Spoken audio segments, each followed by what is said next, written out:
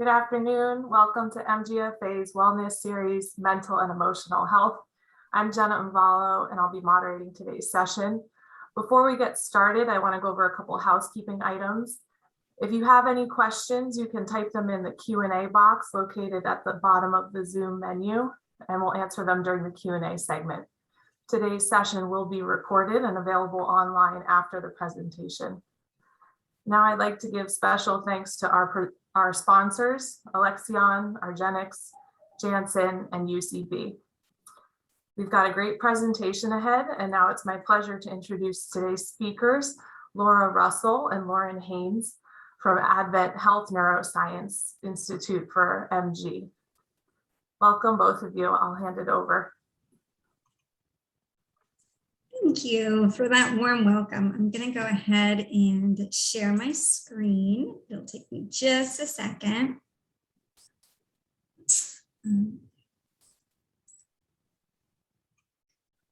All right, so let's get started. I'm actually so excited to talk about this talk today. So it's going to be, let's get emotionally fit. And we have been so excited to talk about this topic. A lot of times when we talk about getting emotionally fit, there's a lot of misconceptions around what that means exactly. So today we're hoping to really dispel some of those myths and concerns and really teach you guys some great skills and tips on how to improve your overall mental health.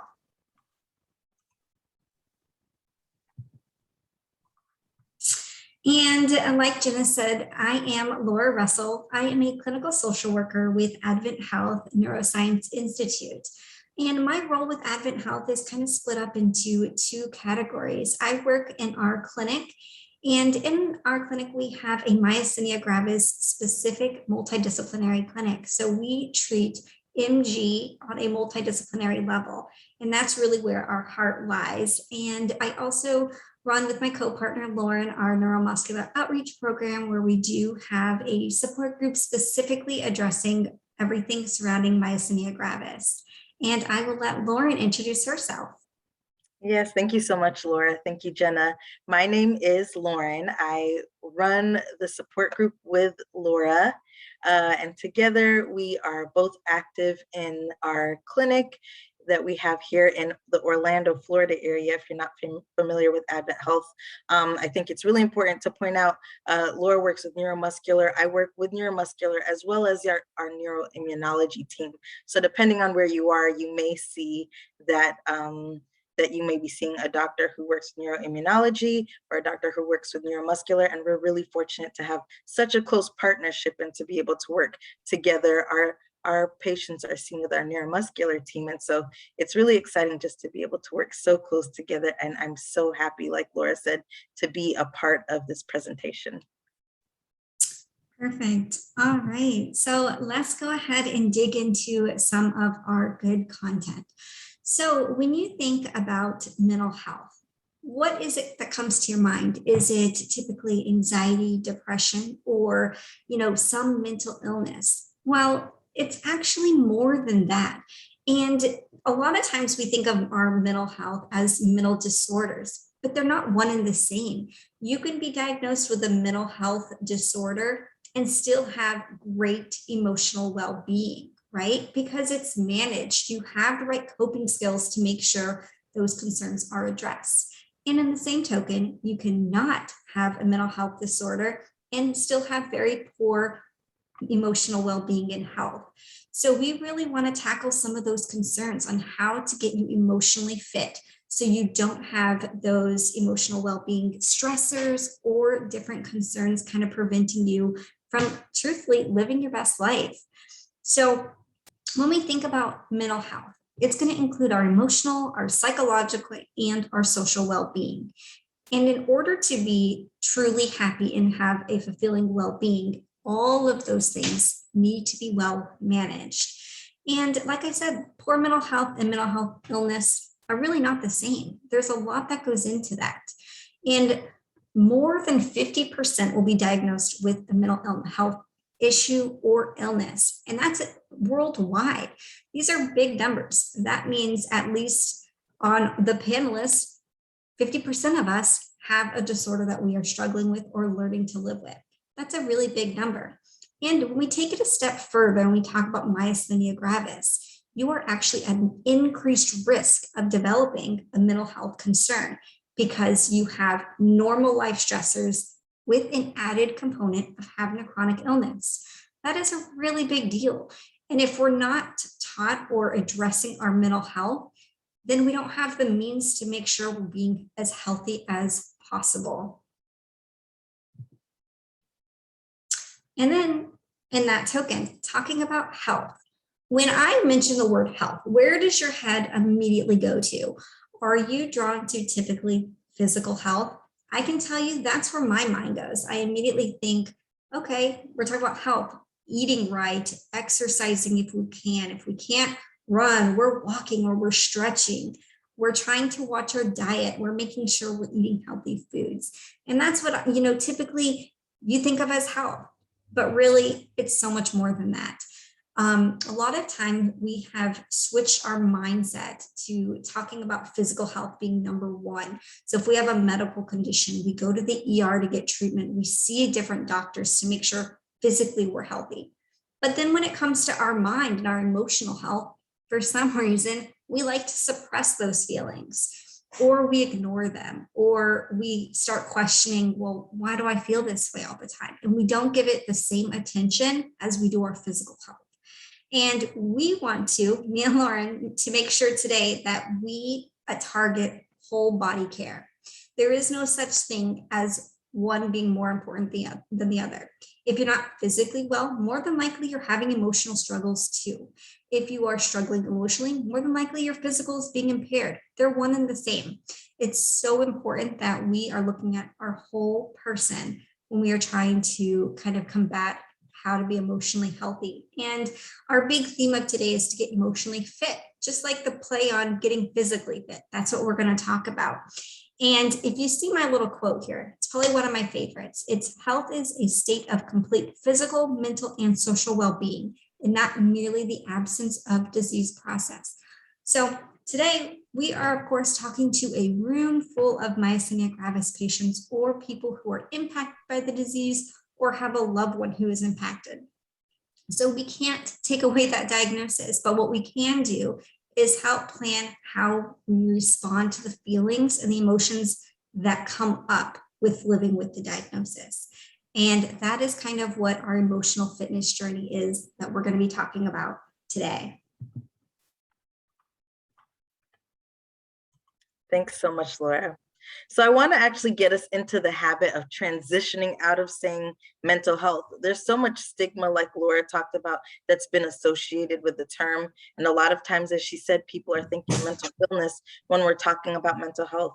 So for the purpose of today's presentation, we're going to be calling it emotional fitness. Just like we talk about physical fitness and physical health, we're going to use those terms interchangeably too. We need to learn to be able to acknowledge that our emotions, they'll fluctuate, they'll go up and down, and that is okay. We have to be able to do the work to maintain that emotional health. We need to be able to feel all of the different emotions. Now, when we talk about emotional fitness, Laura and I actually thought that this is like a huge thing that we had been practicing and doing and come up with, but we found that there was so much research and so much support of this. And the definition is actually listed as when we dedicate our time and attention to our minds as much as we do our physical health. We can achieve a true emotional happiness. Our goal is to utilize our internal resiliency, gain confidence, create positive connections, and find a sense of purpose, as you can see up here. So Laura mentioned previously, but it's really important, and we want to make sure to stress when we need to gain strength or lose weight or gain weight. You know, the holidays are coming up. You might be eating a little extra. If anything like that happens, we're going to work out, right? We're going to do what we have to do. We're going to do the exercises we have to do. If we're feeling bad, if we feel sick, we're going to make sure that we're going to the doctor. We sign up for a gym membership. I know at the beginning of the new year, I'll probably be one of those myself, signing up for a gym membership. We talk to physical therapists about strengthening techniques. We're really going to do that work. Our emotional well-being is just the same. It's just as important. And honestly, a lot of times we see where it affects our bodies physically. Our goal is to continue to do that work. We're going to do those exercises to on our minds in the same way, so that it allows us to strengthen our ability to really process why we're feeling the emotion. And as a result, we're going to accept those feelings, and we're still going to be able to change our mindset. Emotional fitness means that you can change your mindset from angry, anxious, or sad. And instead, we're going to focus on constructive emotions and tasks. So ultimately, we want to be able to learn how to bounce right back and continue on, and hopefully even be stronger than before. Resilience, when we're talking about that, we really want to make sure that we're stressing that we're bouncing back. And when we're talking about positive connections, that could be formal or informal. Maybe you've got a great relationship with your doctor, or you've got a great relationship with a friend who you can really rely on, but we're really focusing on having those really meaningful relationships. When we're talking about optimism, we want to make sure that we're having a positive outlook on life. And then for sense of purpose, we want to just make sure that we really know what our driving force is. And confidence is really just being able to move forward with just the confidence of knowing that you have this. You've got control over this part of your situation. Thank you. And those 5 components Lauren just talked about is really the structure of what we're talking about today with emotional fitness. And then now what we're going to do is really talk about the actual toolbox to attain emotional fitness. And when we talk about a toolbox, it's just like if you had tools, you need to build a sturdy house or something. So these are the components that we're going to talk about that will really help you use these skills and these tools to build a good overall well-being. So the first component is to be able to identify your feelings. And I know that sounds pretty easy. Of course, I'm feeling angry. I can tell you I'm angry, but it's kind of taking it a step further than that. Is it truly anger you are feeling? So that's what we're going to try and figure out is when we discuss identifying your feelings. Second, we're going to learn to process how we feel when we're able to identify those emotions that we finally have. So this will be kind of like a time when you can think of a time where you've been so frustrated. Think about if you've been in a drive-through line, for example, and someone cuts you off and you're already running late and everything just seems to be piling up, all these little incidences, and you're feeling overwhelmed. We're going to learn to be able to break down that to kind of live a more clear, thought out process. And then third, we're going to learn to create the personal fitness training plan. So just like a play on the physical activity, we're going to learn to be able to address all of our concerns and build that plan. And then the next is we're going to be able to continue to nourish your emotional fitness. We're never done. Even when you feel you have every possible scenario down and you're able to build on that, it's more than that. We're going to have to continue to keep working towards excellence and practicing, and that's going to be the most important. All right, so let's talk about learning to identify our feelings. In order to identify our feelings, we must first be in tune with ourselves. And how we do that, we need to learn to stop, think, and really take the time to feel what sensations am I experiencing? Am I feeling hot all over my body? Am I getting the goosebumps? Am I so scared that nothing seems to be able to calm me down? We want you to sit down and be able to write out all of these emotions so we can really think about identifying specifically what they are. And then when we think about what you're feeling, I want you to be able to say on a scale of 1 to 10, 10 being, this is the worst I've ever felt in my life, and 1 feeling, I'm okay, this is great, life is going well. And be able to kind of number how you feel during each of these events where you're having a heightened emotion and concern. That's where we'll really make the most meaning out of identifying those feelings. The more specific you can identify, the better. And then to take it another step further, Do you ever feel like you're suppressing your feelings? That's a big one. So a lot of times people will think they are in tune with their feelings because they're very positive thinking. Positive thinking is great, but it also means sometimes you're not fully processing how you feel. Negative thinking is obviously not great either. We don't want to overthink things and turn everything that could possibly go wrong and hyper focus on that. But it's important to make sure when we're doing positive thinking that we're also allowing ourselves to really feel every emotion, even if it's not such a good one. Though you're entitled to those feelings, you're entitled to feeling angry, to feeling frustrated. We just want to be able to label those in order to try and address what is the bottom line that's happening during those emotions. So if you can see on the bottom of my slide, I have these 6 boxes that really kind of say, I feel, and then you have the ... So what that means is I want you to be able to sit there and say, I feel, and then be able to name and identify that emotion. Some of these are very simple. I put, probably the easiest ones down. So I feel happy, glad, joyful, pleased. And then on the other end of the spectrum, I have the negative thoughts or things that aren't so great that are still important to recognize. I feel angry, fuming, irritated, disappointed. I feel let down. These are all very valid feelings and they're important. When we talk about life with myasthenia gravis, it's important to be able to allow yourself to have moments and periods of anger, of disappointment. Life isn't as it once was, right? There's so many changes that you're experiencing. And it's important that we're able to really allow ourselves to feel these different emotions and identify where we are.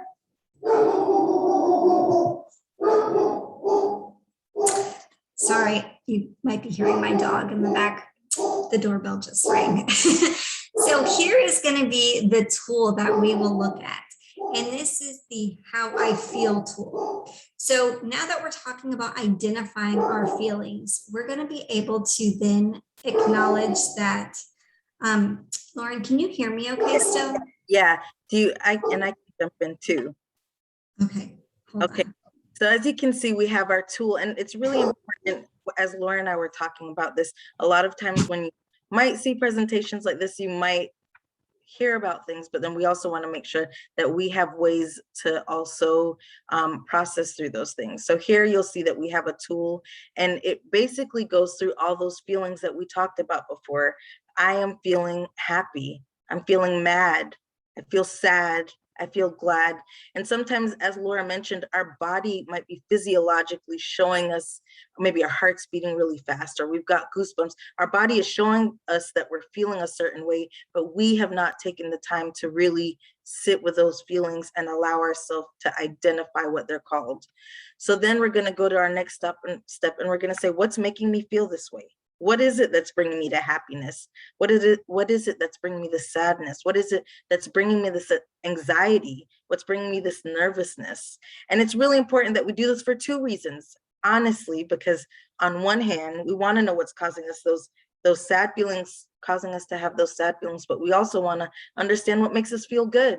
Because sometimes we might know that we might need to pick me up, and maybe understanding when I'm around this person, I feel happy, or maybe understanding when I see my favorite flower, it makes me happy, or I go on a walk, it makes me feel relaxed. And so that's why this is really important, to be really targeting these different terms.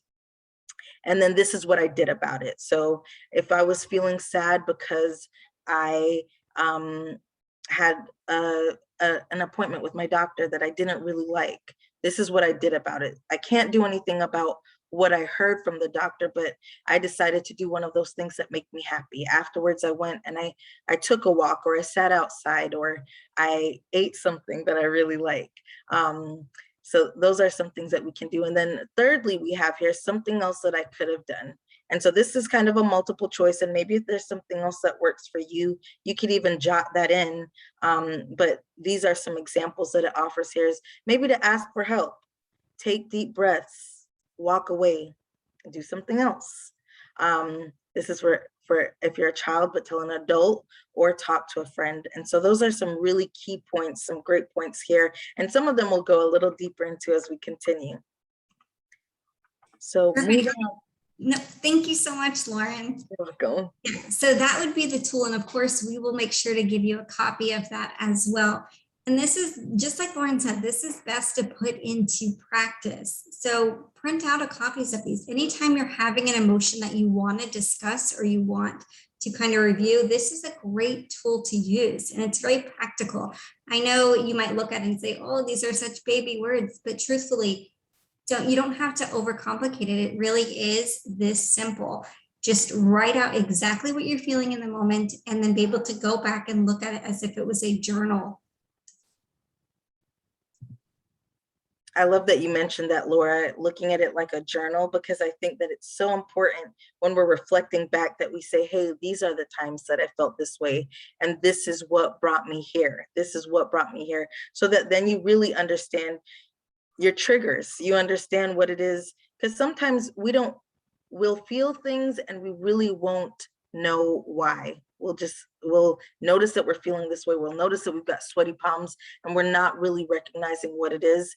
But there's really so much importance in just naming that and figuring out what brings us there, which is what brings us to our next exercise. Remember, guys, we're literally exercising here, and mentally, that's how I'm considering it. Like, this is me, and this is how I'm doing my exercise. So we really want to make sure that we are processing through these feelings. And Laura touched on this, but it's really important that we're understanding. I've got 4 steps here that are really just so important for understanding the feeling. So first, we're going to start with sitting with the feeling. Give yourself permission to just feel. You may have by now identified how you feel. Laura went over such a great detailed list of different feelings that you might be feeling. You might be considering what made you feel this way. However, in order to really manage your feelings with complete accuracy, we have to take the time to really understand the exercises. And in my head, the way I think about it is, if this is an emotional workout, I recently started trying to do CrossFit. And so like in trying to do that, I'm trying to make sure that I've got my arms right for my push-ups and I've got everything, I've got the proper techniques, or else it might hurt. And it's the same thing with this, guys. Like, we might hurt ourselves if we're not going through the proper processes and the proper steps to really get to feeling that whole emotional health and emotional wellness. So as we go, we'll sit with the feeling and we'll remember, although it feels uncomfortable, it might not feel good, we're still just gonna let ourselves feel it. Now we're really sitting down and we're coming to terms with the feeling. We're giving ourselves permission to feel. And I think that this is really important, because sometimes we feel like maybe that's silly to feel this way, or maybe you might be overreacting, or whatever it is. For some reason, your body is telling you that this is how you feel. So don't take the time now to reason with yourself as to, whether or not you should be feeling this way, or whether or not someone else might be feeling this way. Really sit with yourself and say, okay, this is how I feel right now. Let me understand this feeling. After you've sat down with it, you really are just going to take the time to validate the feelings. For whatever reason, your body is feeling sad, you're feeling angry. Tell yourself it's okay. Your body is telling you you need to go through this feeling. So tell yourself that that's okay. Next, you can talk about what your triggers are. Do you have any control over those triggers? Is work really stressful? Is it family? Is it money? Is it MG? Is it news from your doctor? Has there been a recent change in function? Maybe something different regarding your medication? Think big back and really consider what brought me here. After you've done that, then ask yourself, do I have any control in this situation? Laura mentioned this earlier. Maybe we can't control the diagnosis, but maybe I can get ahead of how I'm feeling. I can get ahead of understanding these feelings so that I can manage them well. If you're a person who's used to control, this might even be the trigger that right now you don't have control in this situation. Maybe you've been able to control everything up until this point, but now things are out of your control. A lot of times we may not have the ability to control the stressors, but these exercises, practicing the emotional fitness, it really does give you a sense of control where you otherwise didn't. As they say, knowledge is power, and understanding and acknowledging your feelings really can feel like power. Say it to yourself. Say, I know this feeling. I've been here before. I'm looking at my tool. I've gotten this feeling before and I understand it. As we continue to do our workouts for the purpose of this presentation, we're going to call it a work through, because we're really trying to work through those feelings. Also, take the time to consider what those triggers may be and what makes you feel good, like we talked about before. Maybe you can use those things that make you feel good to assist in helping you to feel better. Use these practices, as I said, also for positive feelings. Know the things that bring you pride. Know the things that bring you happiness. Know the things and the people and the circumstances that really bring you love. Keep those as secret weapons in your back pocket.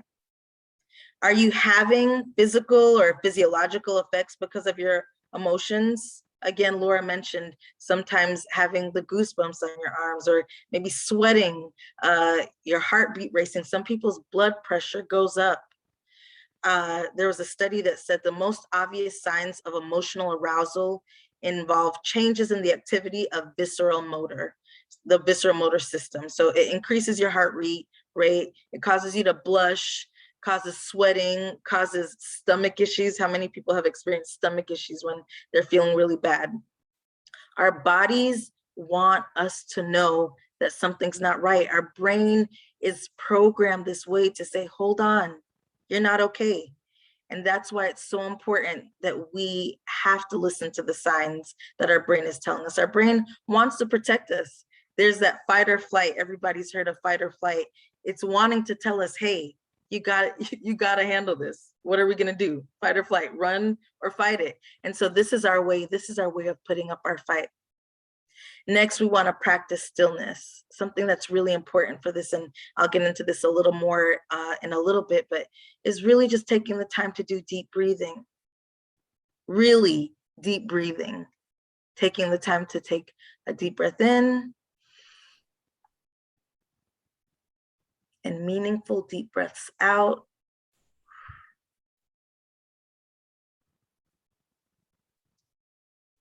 Really, that brings so much peace, just taking the time to do that. Find a quiet place to sit down and just breathe. If you've seen these things, if you've experienced these things before, then I really, really, really want to encourage you guys to practice this. And just as before, Laura gave us a tool for identifying our emotions, and I really want to give us this tool for processing our emotions if it's comfortable for you. And so we've got the slide up here for meditation, and we'll take some time now actually to just do some deep breathing. I was looking just around, and I know there's so much research that supports it, but in Frontiers Neuroscience Health article, they showed a study that said that psychological and behavioral outputs were actually decreased once individuals were just practicing deep breathing. There was an increased level of comfort, relaxation, pleasantness, vigor, and alertness, and reduced symptoms of arousal, anxiety, depression, anger, and confusion. And really the practice that they did for this was just taking 10 breaths per minute, which seems like a lot, but if you consider taking 3-second breaths in and 3-second breaths out, you could do that in 10 breaths in a minute. So it's really not as difficult as it might sound.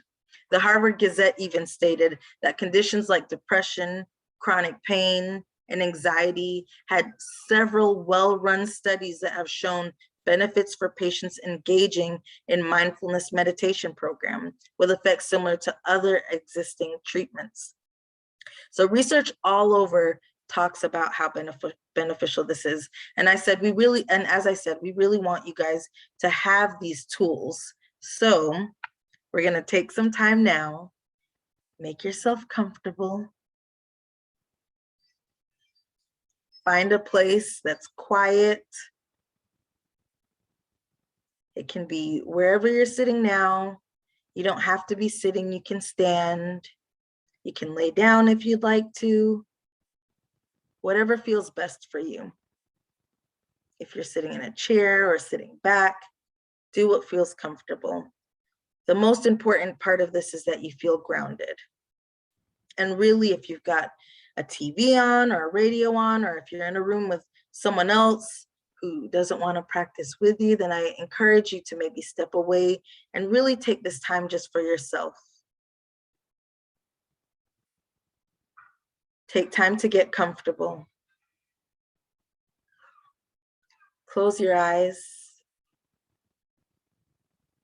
Try not to squeeze them, just rest your eyelids. And practice with me taking those slow, deep breaths. So we're gonna take one breath in, and then a slow, deep breath out.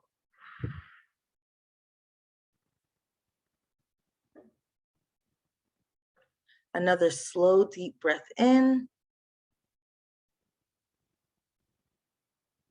until you can't take it anymore, and then out until it feels like everything that could be is released from your breath. Make sure that you're relaxing your shoulders on that deep breath out. So that was our practice. So we're gonna go ahead and try just to take some time to do some mindful breathing.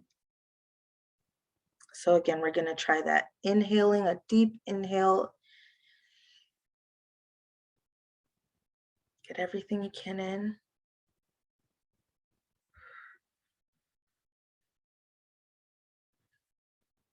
And really push everything out. You might hear some background noises. Maybe you hear wind or air conditioning. Maybe you have a dog in the background that's walking around, or kids.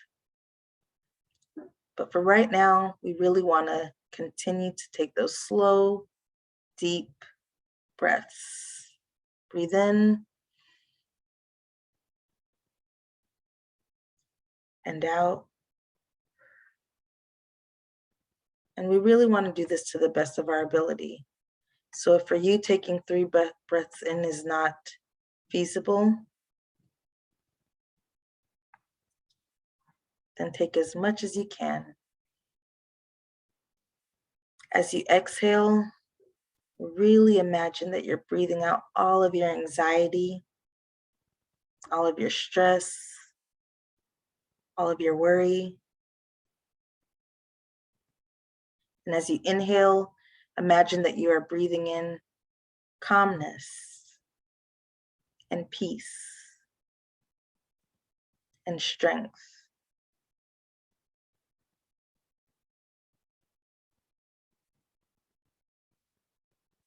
There is nothing for you to worry about right now in this present moment.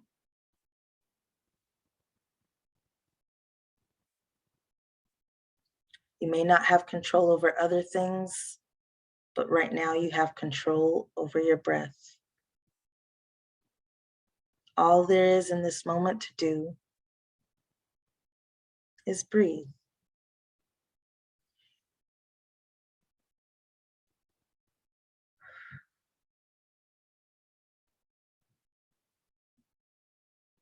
Feel your anxiety slip away with each exhale.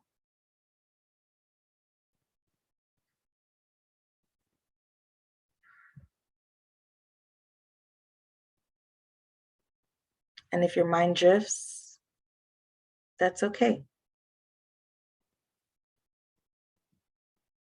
If you feel yourself drifting to worry, Be mindful. Notice it without judgment, and then bring your attention back to your breath.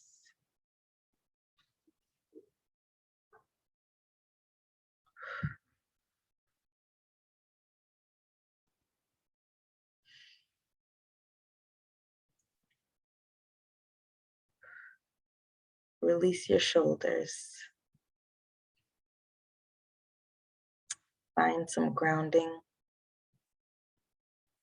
You are strong. You can handle anything life throws at you. Continue with your deep breaths.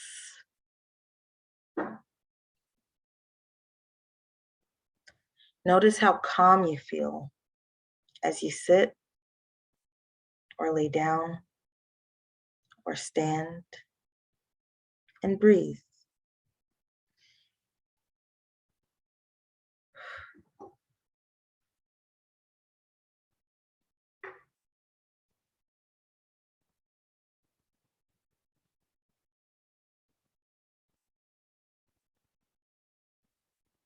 Now open your eyes and take this feeling of relaxation with you.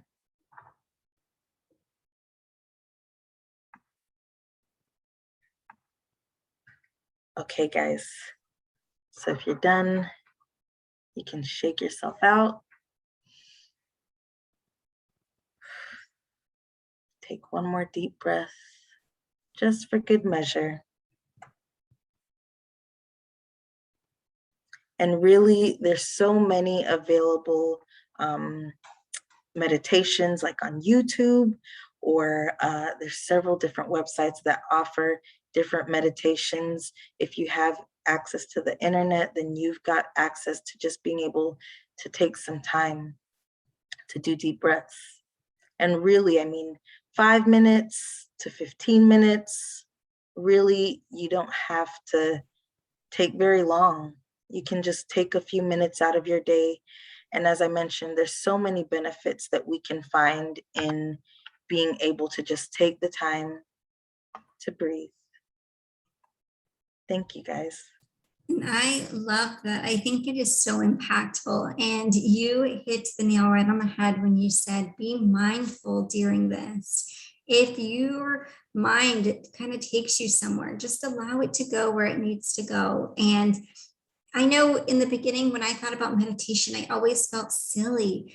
But really, if you just allow yourself that quiet time just to process all of your feelings and clear your head, so much positivity and happiness can come from that.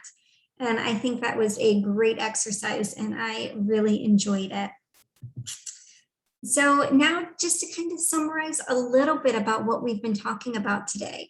Our first one was, let's identify our feelings, be able to put a name to them. And then we have our assessment tool to kind of be self-aware. Make sure when we're acknowledging what's happening, we write all of those tools down. And then, like Lauren said, in order to take it a step further to process those feelings, a great option or a tool to respond to that is meditation, being mindful, being in the moment, clearing your head. And now it's important to mention, you're not going to need to use every technique out there for emotional wellness. This is truly, you have to find what seems to work best for you. My personality is very different than Lauren's, just as yours is not going to fit what we use as our coping mechanism. It's all very individual. So that's why we offer all these different suggestions in the hopes that one of them you identify with. And you're like, this is my style. This is what works for me. And with that in mind, let's now talk about creating the emotional fitness plan and training that'll be best and personalized for you. We want you to be empowered to ask yourself the right questions when you're having a moment of emotional weakness, frustration. We really want you to be able to put these into practice. Now, let's talk about the plan to deal with our emotions quickly.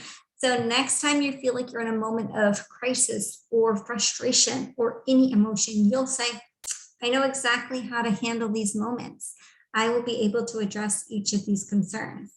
And practice number 1 of our emotional fitness training is going to be to clear the deck. And what that means is really just step away from judgment, give yourself a break, stop critiquing yourself on every little thing you don't do well, and just stop. Let yourself be free of that judgment. Finally, let yourself think, do, and feel whatever it is you're feeling. Truly be in tune with yourself. That is what I mean by clear the deck.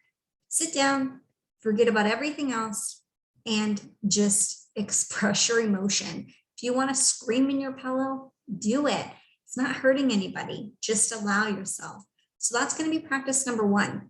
Our practice step number 2 is to really seed new beliefs. And what that means is think about planting a flower, for example. You get a beautiful flower pot, you fill it with the best soil, and you get the seeds to put in.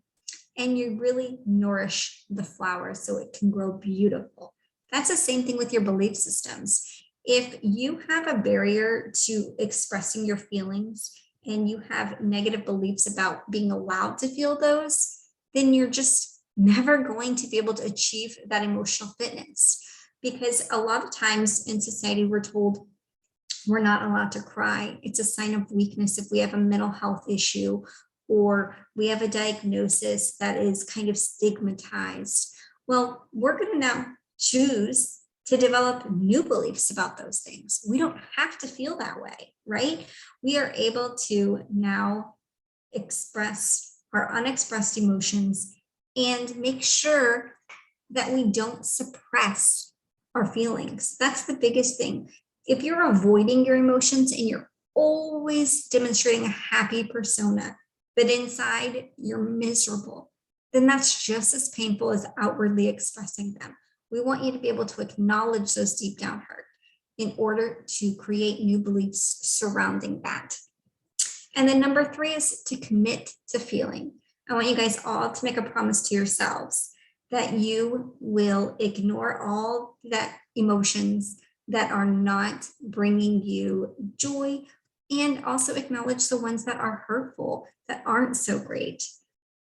So instead of taking responsibility for feeling remorse, and sometimes it's easier to feel guilt, we want to acknowledge that it's okay to feel all of these different emotions and just make the choice to feel and commit to being honest to yourself about your emotional experiences. We all have different experiences and outlooks on life, so it's important to be true to yourself. And then practice number 4 is going to be find your expression. And this means use your voice. And like I said earlier, scream in the pillow, sit outside, journal if that's something that really helps you with self-expression, writing down your thoughts, write about your day, create a playlist that resonates with your mood. That's one of my best recommendations. I have on my Amazon playlist different mood songs. So if I'm feeling sad, I just kill myself with all these sad songs. When I'm excited or need hype music, I have a go-to playlist. And that's important. Music is a great outlet to make sure you have all of your emotions handled. And that's just one of many recommendations that I have for creating that fitness plan.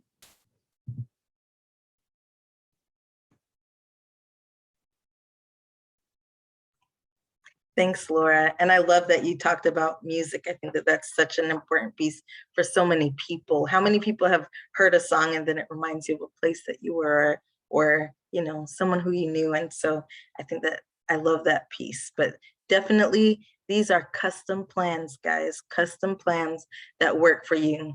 And so really, in conclusion, it's really important to, once you understand all of these pieces, that you complete and repeat. So if you've experienced something like a business setback, or you're in an argument in your relationship, you might be able to better control your actions in the future and avoid repeating the scenario or repeating the feelings that were there. And while it's true that some things in life really are out of our control, as Tony Robbins says, the secret of success is learning how to use pain and pleasure instead of having pain and pleasure use you. If you do that, you're in control of your life. If you don't, life controls you. So make a plan to deal with the emotion quickly the next time it's triggered, and you'll soon find yourself remaining calm. I did want to also point out a few things that I was able to find that I think might be helpful as well. I noticed on the MGFA website that there is some information about the MyMG app, and there were so many really good pointers there too that talked about finding wellness. And the MyMG app, it says that it's to help you assess how you're doing and living with your MG. And the app may cover information that may not come up in a typical doctor's appointment. So I thought that that was really good as a resource. Also, something else that I wrote here was finding a support group. As Laura mentioned in the beginning, we do run an MG support group that's open to everyone. It's currently on Zoom, and we plan on keeping it that way because we found that so many people are able to be impacted still via Zoom. And that also means that we can open it up to people wherever you are. You don't have to be associated with Advent Health. So we'll make sure to share that information as well as share our information again at the end of this presentation. Also, if you feel like you may need something more, definitely make sure to connect with a professional. There are sometimes, as we mentioned, there's a difference between mental health and mental illness. And we understand that mental illness also does exist. And in those cases, maybe you won't be able to use these fitness exercises. Just like sometimes if you have heart problems, even though it makes your heart stronger to, run regularly, maybe you might need medication for heart disease. So we want to treat this the same way. If you do have a mental illness, we encourage you to connect with a professional, whether that's your primary care physician, a psychologist, a counselor. Just make certain that you're connecting with someone so that you can get the correct recommendations for your circumstances. Also, I have a resource here. 211, I don't know if you're familiar with that, but it's through the United Way, and it's a phone number that you can call wherever you are, and an operator will answer, and they have resources that are available that are specific to the area that you're in. So we're here in Florida, so if we call 211 from here, it would be specific to this area. But if you're in New York or California, wherever you are, it will give you specific resources for that. Lastly, I did want to take the time to make certain that if you are thinking of hurting yourself or hurting someone else, there are options out there. There are people who you can call, and there are several different national hotlines that you can call. I listed one of those numbers here, and you don't have to go through that alone. And so we just wanted to make certain that you knew that there is support for if you have considered suicide, and we want this to be your sign that there's a reason for you to be here. So here we have our resources, our references. Yeah, a lot of our references that we have used throughout our talk. And like Lauren said, we went down such a great rabbit hole when we were, wanting to talk about emotional fitness and really what that meant to us as well. And I think our hope is your biggest takeaway today is that in order to feel whole, you have to care for your whole person. And that's mind, body, spirit, everything all together.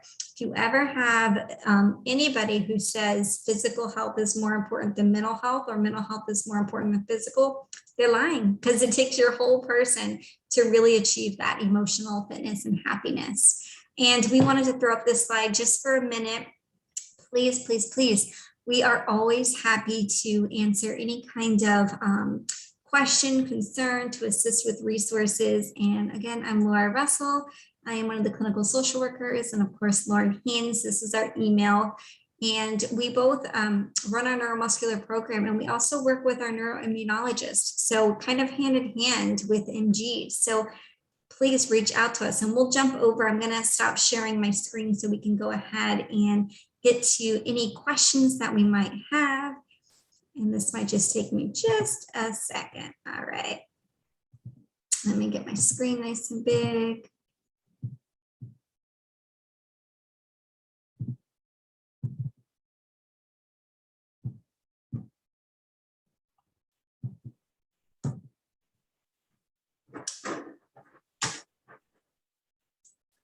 There we go. All right.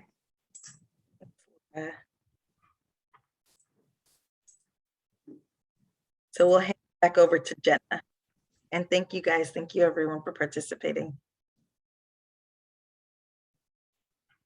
Hi, And I'm thank just you, guys. sliding through the chat just to try Yeah, and see if I I was can. gonna say a lot of the comments. There's a lot of info in the chat for today. So if you guys want, I can pull up one of the questions that was there. There's a breathing technique called 4-7-8. Are you familiar with this, and is it something that MG patients can use? So I would make sure to definitely discuss this specifically for people who are living with MG with your doctor, especially I understand and I know that many people living with MG do have respiratory concerns. And so I would make certain to talk to your doctor. But I think that the goal here is really to do what can bring you peace to the best of your ability. So we don't want you to get yourself into an episode. But even if that's just a quick breath, then we want you to do what to the best of your ability would be best. And with MG patients, what I found working with them is that every person is different. Some people, what may work for them might not work for someone else. And so I think that that's really important to consider as well. And we are certainly happy to get that worksheet over to you guys. Jenna, we can email that to you because it's definitely one of the best handouts and it's so simple. And sometimes, like I said, don't overcomplicate things. Even if it's just a notepad that you have, just take the time to write down your feelings to go back to them. That would be great. Yeah, so a couple of people asked about the resources and the worksheet. So what we can do is we can post it on the website on the Wellness Series page next to the recording of this presentation. So you'll be able to access the recording as well as those resources. Thank you, guys. And I love the comment about during the meditation hearing our AC. Yeah, we're in Florida. We definitely have the heat. And I bet it's really cold where you are. Goodness. Yeah, lots of really supportive, great comments in the chat today. So we just want to thank you both, Laura and Lauren, for such a great presentation, for teaching us some techniques that we can carry with us, hopefully through whatever circumstances come our way. Thank you guys for your time and your energy. And thank you everybody for joining us today. The session will be recorded. It's normally available within 2 to 3 business days. So you can check that out on the Wellness Series webpage at the MGFA. Thanks so much and enjoy the rest of your day, everybody. Absolutely. Thank you. Thank you, everyone.